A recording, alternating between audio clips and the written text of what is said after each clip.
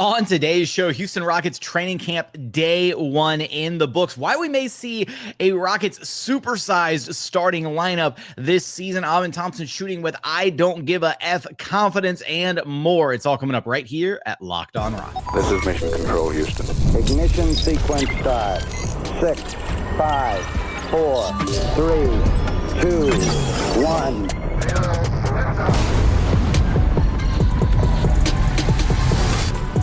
What is up, and welcome to another edition of Locked On Rockets, your daily podcast home for everything Houston Rockets basketball. As always, I'm your host, Jackson Gatlin, native Houstonian and credentialed media member. I'm also the host of Locked On NBA Fridays. Be sure to follow along wherever you listen to your podcasts or on YouTube. Just search Locked On Rockets, where the best way you can help us grow our show is to listen every single day on a podcast platform if you're choosing, and then like, comment, subscribe on YouTube. On today's show, we're going to be talking about what we learned from Rockets day one of training camp. We'll hear from Jabari Smith Jr. himself a little bit later on in the show. We're going to be talking about the possibility of the Rockets supersize starting a lineup, some of the numbers from last season that point to the best lineup in the NBA, actually. As well as some other little bits and bobs from day one of training camp. Amen Thompson apparently shooting with a ton of confidence. Kevin Durant's trash talk, Reed Sheppard's range, and a lot more to get into on today's show. First, I want to let you know that today's episode is brought to you by FanDuel. Right now, new customers can bet just $5, and if your bet wins, you'll get $300 in bonus bets to use across the app. Head on over to FanDuel.com to get started. And as always, thanks so much for making Locked On Rockets part of your day every single day, whether it's on your way to work, on your lunch break, in the gym. Thank you so much for being an everydayer. One thing that I didn't, and there's still a lot to unpack, both from media day, and there will be, a ton to get to all throughout this week as the Rockets are navigating training camp. But one thing that I didn't spend nearly enough time on, and that I wanted to start today's episode off with, is this idea that the Rockets, lineup versatility is going to be a significant strength of this team, where you can play an uber brand of small ball at times, where you could have Reed Sheppard out there running point, and then you could have, you could go small, quote unquote, with Jabari Smith Jr. or Kevin Durant at the 5 spot. Conversely, this team, and Ime Udoka has already talked about this a little bit during media day and day one of camp, and you could have a Rockets team that could potentially field the tallest starting lineup in NBA history and be one of the biggest teams in NBA history, with fielding certain combinations of players. And the idea that this Rockets team could legitimately start the double bigs, as well as Jabari and then KD and then Amen Thompson at point, I think it has some legitimate legs to it. And they could go so many different directions. Like, at this point, we really don't know. Your guess is as good as mine at this point as to what direction Ime Udoka and company ultimately elect to go with the starting lineup this season. And it might change on a game by game basis. And at this stage, that might be the most likely outcome, is that it does, kind of change depending on the opponent, depending on matchups, that kind of thing. But here are some numbers from last season. The best 3-man lineup in the NBA last season, this includes regular season plus playoffs, greater than 250 total possessions, was the double big lineup of Steven Adams and Alperen, featuring Jabari Smith Jr., a.k.a. the jumbo lineup that we saw a ton of last season. They had a plus 37.9 net rating together, an 86.8 defensive rating, and a 124.7 offensive rating. When you have those three guys manning a 2-3 zone, and then at the top you've got Amen Thompson, and then you just throw KD into the mix, all that length in a 2-3 zone is going to be unbelievably hard to score on for other teams. Now, the downside being that, it's hard to run zone 24/7 in the NBA, especially against good shooting teams. You'll have zone busters. You'll have good passing teams that are able to carve up the zone on occasion. But all that size, all that length, with basically 4 7-footers on the floor at the same time, and then 6'7", 6'8" Amen Thompson, who's not really small himself, gives you a ton of length and size and defensive advantage over your opponents. And when you start to look at the way the Rockets depth chart looks this season with their just intrinsic lack of guard depth because of the Fred VanVleet injury and the fact that they were already very light in the guard rotation to begin with, it could make a lot of sense for the Rockets to ultimately lean into the size that they have at their disposal in that starting lineup. And because you still got Clint Capela that you can lean into off the bench as your legitimate backup 5. You've still got Tari Eason who can slot in either as your backup 3-4. You've got Dorian Finney-Smith. You've got Reed Sheppard. You've still got Josh Okogie a little bit further down on the bench. You've got Aaron Holiday. Like, there are different ways that the Rockets can leverage ultimately their size to their benefit with some of these just absolutely like MONSTROUS-esque kind of Rockets lineups that they can field this season. And the more that I think about it, I keep going back and forth on, does it make more sense to start Reed Sheppard? And if you do start a backcourt of Reed Sheppard and Amen Thompson, and then your other starters are Kevin Durant and Alperen Sengun, then who makes the most sense as the 5th starter, right? At that point, do you just roll with Jabari Smith Jr. because that's what it feels like the expectation is, both from him and maybe from the coaching staff at this point? Do you switch things up and do you insert Dorian Finney-Smith for more of that veteran presence to offset the fact that you'd have such a young starting lineup? Because that's the other downside, is if you do start Reed Sheppard, you're starting 3 very young players, right? Amen Thompson and Alperen Sengun are getting there and they're progressing and they're on their upward trajectory, but they're still young players, right? If you start Reed Sheppard, that's a year 2 guy. That's 3/5 of your starting lineup is incredibly young, and then it's KD. So do you then, if you elect to start Reed Sheppard, do you swap in Dorian Finney-Smith into the starting lineup to have another veteran voice out there, to have a great communicator out there? We heard DFS talking about that at Media Day, how much of a communicator he is, that he doesn't shut up when he's out there talking on the court. And the Rockets need that. They need somebody who's going to be vocal out there and kind of quarterbacking and helping the defense. So there's a bunch of different directions that this team can ultimately go with the potential starting lineup. And again, it could be a very fluid thing that changes throughout the season. But at this point, the evidence is insurmountable that the jumbo lineups the Rockets ran last season and the I don't know what we want to call them, supersized Rockets lineups, the MONSTROUS Rockets lineups, whatever we want to call them this season, where we will eventually see Amen, KD, Jabari, Sengun, Adams on the floor, those 5 guys at the exact same time. Maybe not as the starters, although they have a very legitimate case to be the starting lineup this season. But that lineup is going to cause some serious damage for other teams. I just don't know how other teams are going to match up with all that size and length that the Rockets are able to throw on the floor at the end of the day. But I want your thoughts. What do you want to see out of the Rockets starting lineup? Do you think Reed Sheppard should get the starting nod? Do you want to see the MONSTROUS Rockets on opening night be the starting lineup? Give me your thoughts in the YouTube comments. Coming up, we'll hear from Jabari Smith Jr. himself after day 1 of Rockets training camp. We're going to get there in just one moment.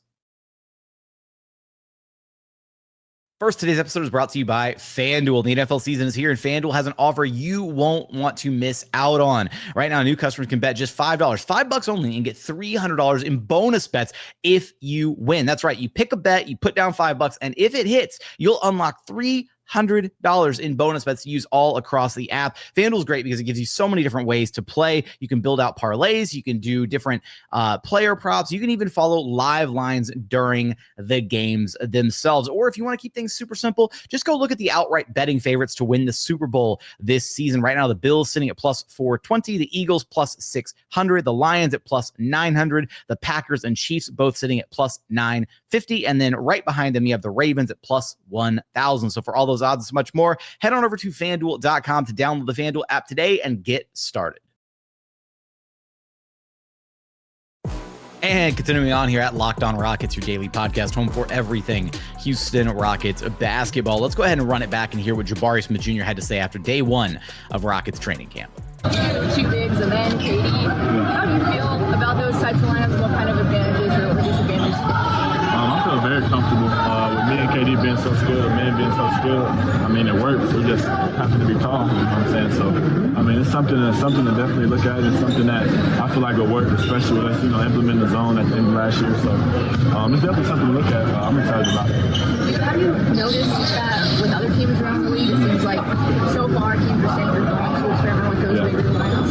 Yeah, you see teams like Denver, Orlando does it a lot with the double bigs and the really big lineups. It's just kind of a wrinkle. The league went to like the small ball thing, but it's kind of transitioning back to the double big where it works, where you get more possessions with offensive rebounds and, just a different look. Every team is different, and I think it's just something that if you have the personnel to do it, why not have it, have it. Jabari, when it comes to building and resetting that chemistry of guys you've played with, but, you guys have been off, you're back at it, and then you got new faces like KD and some others. Talk about building that now in the process. Yeah, it just kind of happens naturally in basketball just because you're with everybody so much. You know what I mean? You see everybody almost every day, and with the personalities that we have, it's not hard to gel with. You know what I mean? There's nobody who's hard to get along with or unlikable. You know what I mean? So I feel like we'll gel pretty quickly, but it's not going to be easy on the court. We know that, and we're willing to take the lumps with it and just grow together. As you get ready for a new season, what excites you most about this team? Maybe excites me most just how talented it is, and just how unselfish everybody is. There's no selfish guys on the team, and we kind of started building that last year with just the unselfishness of playing together and all of that. And just we keep growing at it, we keep getting better. Everybody keeps trusting each other, and I think I'm just excited about how well we're going to play together and just mesh. With some of those jumbo lineups, you think it's going to be important for you to some smaller players? Yeah, definitely. That's something I kind of take pride in. Since I got in the league, is being able to guard multiple positions. So that's something I'm comfortable doing. Something I've gotten better at over the summer, and I'm ready to do it. Going into your third training camp with Ime Udoka, what makes him different as a coach compared to maybe what he has been?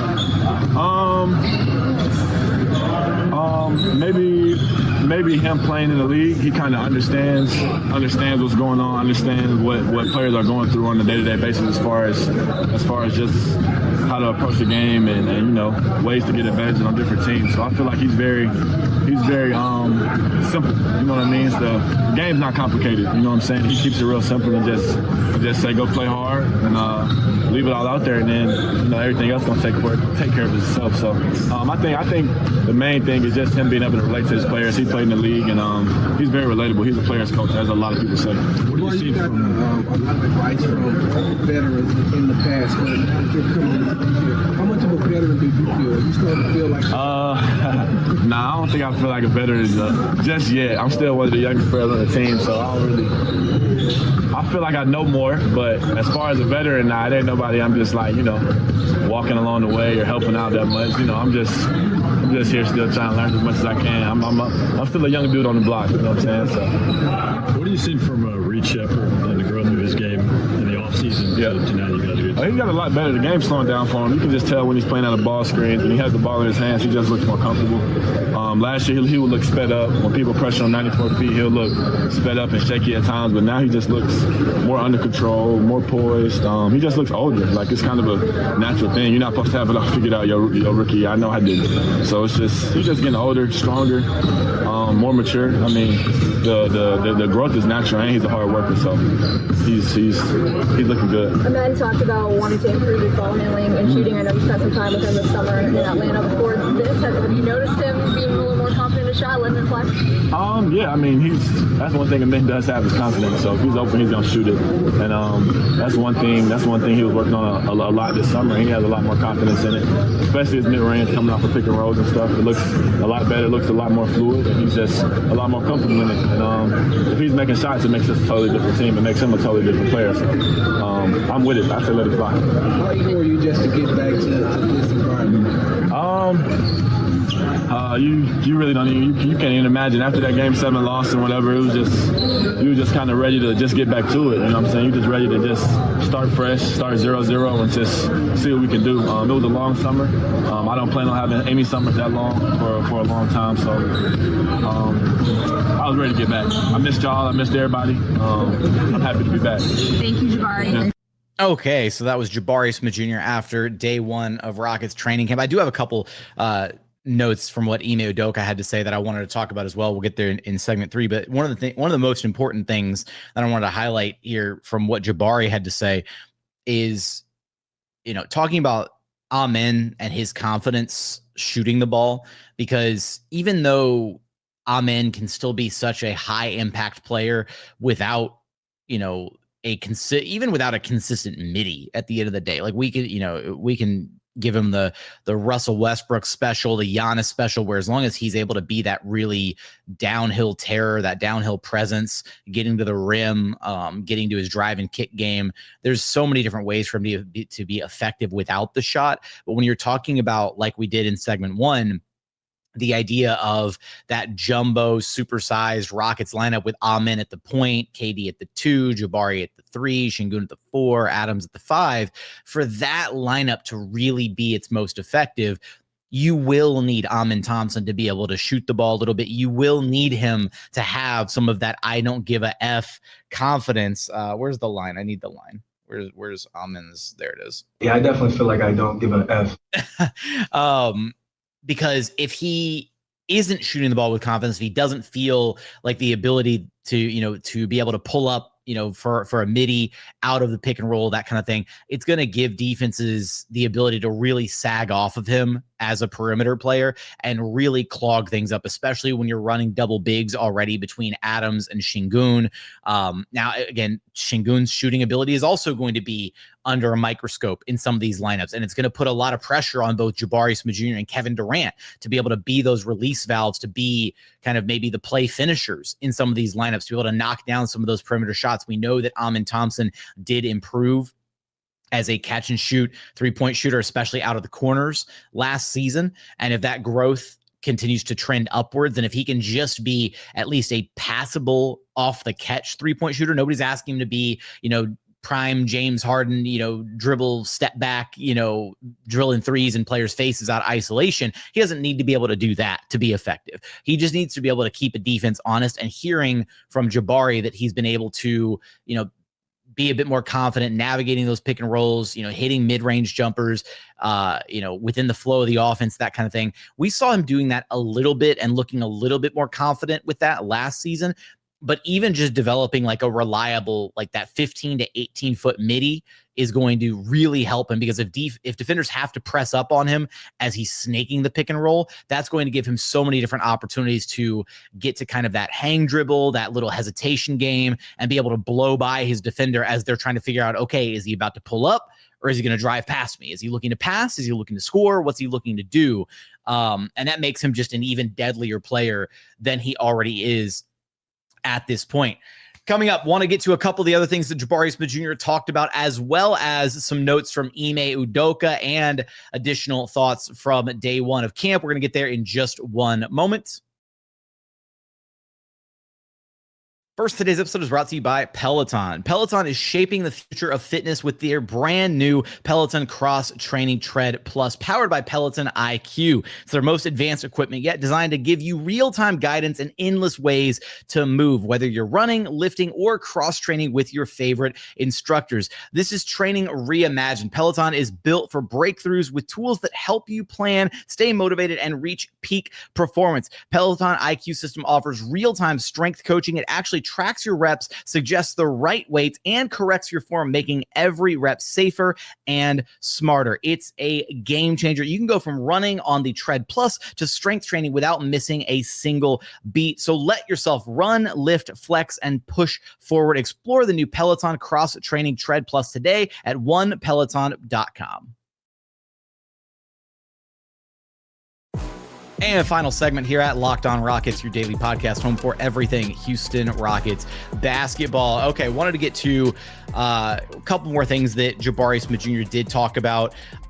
He did mention and talk about Reed Sheppard and his confidence as well, and how different he looks from year one to year two. And this has been a recurring theme, right? We heard it all through media day, and at least the word kind of behind the scenes as well internally from the Rockets is that Reed does look a lot more confident, a lot stronger. He looks like he's ready for a significantly bigger role this season. And that was even before the whole Fred injury happened. And now it's, kind of by necessity, he's going to have an even bigger role than we originally projected for him. But even in the limited footage that we saw, which, unfortunately, the way training camp works is some days we get, a lot of behind the scenes access and we're able to film like scrimmage footage and stuff. Other days we get in there and they're just doing like free throw drills. Unfortunately, day one was a little dry, just free throw drills. So, unfortunately didn't get a ton of like behind the scenes, anything great to look at or post, unfortunately.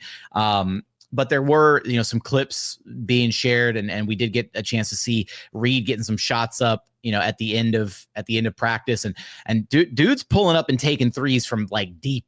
Like he's not like right there at the edge of the 3-point line, right? Toe on the line, that kind of thing. He's taking threes from like 2, 3, 4 steps behind the 3-point line and knocking them down with confidence. That's that Curry range that we talked about with Reed Sheppard previously.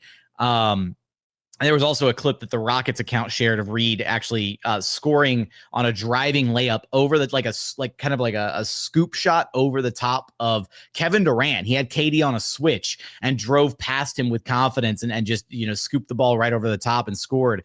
And if Reed's going to be able to do stuff like that, scoring over 7-foot tall KD, I know it's just a scrimmage. I know it's just training camp, but it's hard not to get excited about what he's capable of when about what Reed's skill set should translate to at the NBA level. So really excited here for year 2 Reed Sheppard. I will say Ime mentioned a couple things that I thought stood out.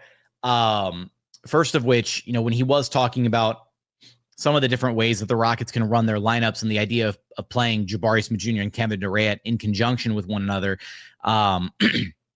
When you have those two guys out there on the floor together, right?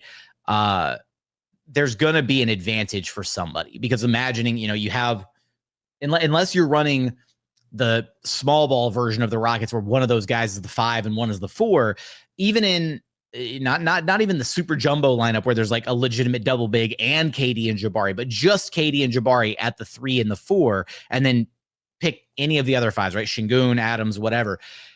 It's going to be like last year, how it was when the Rockets ran those jumbo lineups, where when Jabari Smith Jr. was at the 3, he had an inherent advantage over whoever else was guarding him on the other team, because the two biggest dudes on the floor had to guard Adams and Sengun. So Jabari had like this offensive advantage over whoever was guarding him. And that's going to likely be the case this season between having Sengun, Jabari, KD, that iteration of that lineup out there. You're going to have to put your two biggest dudes on some combination of Sengun and Jabari. And if you put a bigger, taller, stronger defender on KD because you want to give him some, difficulties, you want to put some size on him, whatever, then it's going to lead to some matchup nightmares. Like I can already imagine thinking about how, for example, how are the Denver Nuggets going to match up with the Houston Rockets, right? What defender do they ultimately throw on KD? Ideally, you would want to put, right, Aaron Gordon probably on KD. You'd want to have him be your de facto KD defender, because he's your best kind of, wing defender, with the most size, the best ability to probably slow down KD. But then who are you going to put on Jabari Smith Jr.? You're going to be stuck putting Cam Johnson on Jabari Smith Jr. if that's the case. And that's a matchup that I feel incredible, like is very favorable to the Houston Rockets, with Jabari matched up against Cam Johnson, at least on the offensive side of the floor, where Jabari can back Cam down,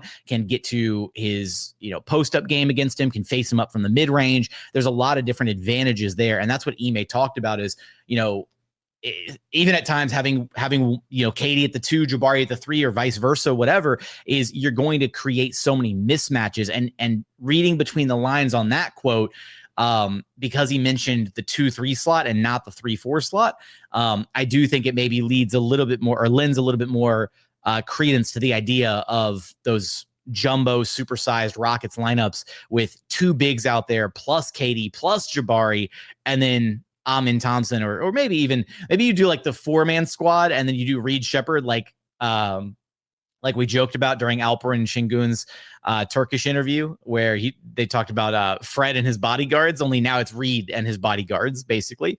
So that one stood out. And there was one other thing that Ime pointed out that I thought was a really important statistic for us to keep track of here. The Rockets were 11-8 in the 19 games that Fred missed last season, but they had fourth quarter leads in 17 of those 19 games. And so the key is essentially being able to close these games out.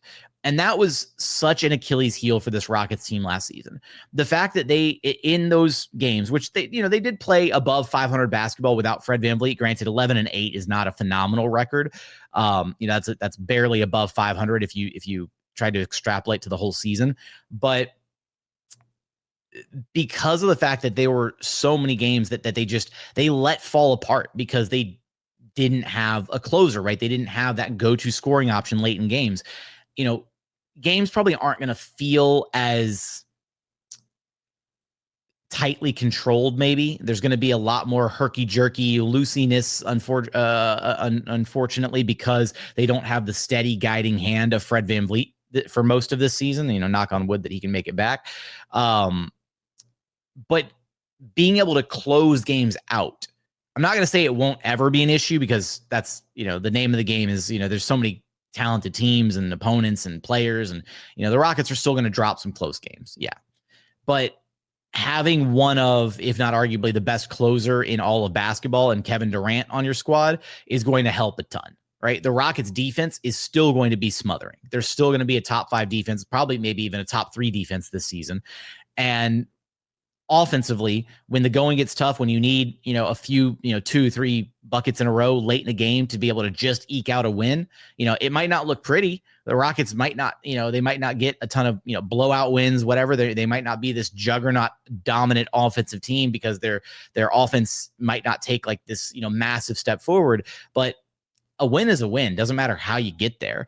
And for this team to look at that statistic and think, man, in those 8 losses, right? If you could have just had Kevin Durant, like think about the back-to-back collapses, right? Against like the Wolves and the Miami Heat in Houston, right? Where the Rockets were leading late in those games and they just could not get it over the finish line because they just couldn't find any semblance of offense late in the game. You think about moments like that, then, you sprinkle in a little bit of that KD magic, and the Rockets should be sitting really, really pretty when it comes to being able to close some of those games out. Now, I'm not saying that you take that 11-8 record and you make it, 19-0 now that you have Fred VanVleet, now that you have Kevin Durant, but you take a few more of those losses, right? Even half of them, right? And you make that a 15-4 record, right? You take care of 4 of those games. That means the Rockets could have racked up, 56 wins last season instead of the 52 that they settled on. And the fact that they punted on the final 3 games of the season, Rockets could have been up there around that 58, 59 win mark, flirting with 60 wins. And that's even without Fred VanVleet. I'm still expecting this Rockets team to easily win 50 games. I have them pegged somewhere around, that 55 to 60 game mark, even without Fred VanVleet. That's how talented this team is, and that's how good they're going to be on both sides of the basketball, even without their floor general out there.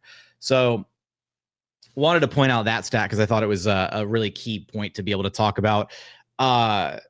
Elsewhere, I mean, I will say it was seeing Kevin Durant like already at home, already trash talking with the guys. The